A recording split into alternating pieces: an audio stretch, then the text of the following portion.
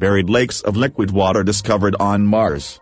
3 new underground lakes have been detected near the South Pole of Mars. Scientists also confirmed the existence of a 4th lake, the presence of which was hinted at in 2018.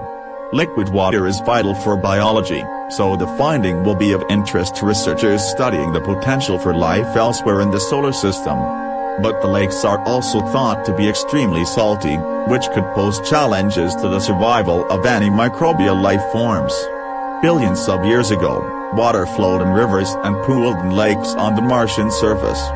But Mars has since lost much of its atmosphere, which means water can't stay liquid for long on the surface today. However, it's a different matter underground. Referring to the subsurface lakes, co-author Dr. Roberto Orosai, from Italy's National Institute of Astrophysics in Bologna, told BBC News, it's even more likely that these bodies of water existed in the past.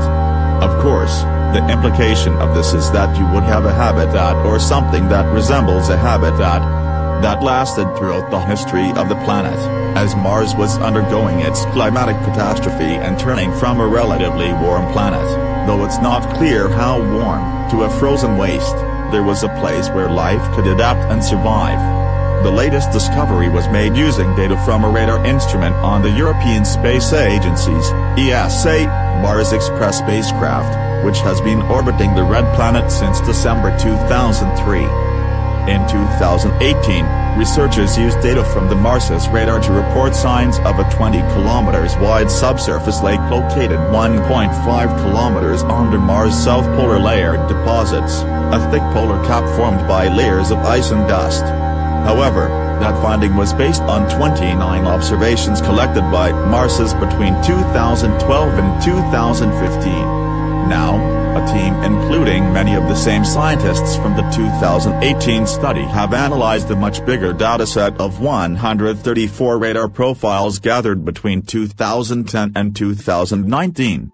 Not only did we confirm the position, extent and strength of the reflector from our 2018 study, but we found 3 new bright areas, said co-author Elena Pettinelli from Rome University in Italy. The main lake is surrounded by smaller bodies of liquid water, but because of the technical characteristics of the radar, and of its distance from the Martian surface, we cannot conclusively determine whether they are interconnected. Extended pools. The team borrowed a technique commonly used in radar sounder investigations of subglacial lakes in Antarctica, Canada and Greenland, adapting the method to analyze the data from Mars's. The interpretation that best reconciles all the available evidence is that the high-intensity reflections from Mars are coming from extended pools of liquid water, said co-author Sebastian Laurel, also from Rome University. There's not enough heat at these depths to melt the ice, so scientists believe the liquid water must contain high concentrations of dissolved salts. These chemical salts, different to the stuff we sprinkle on our chips, can significantly lower water's freezing point.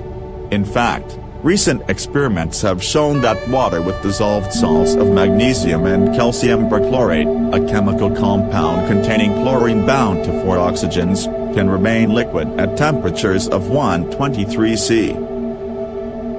These experiments have demonstrated that brines can persist for geologically significant periods of time even at the temperatures typical of the Martian polar regions, considerably below the freezing temperature of pure water, said co-author Graziella Caparelli, from the University of Southern Queensland, Australia.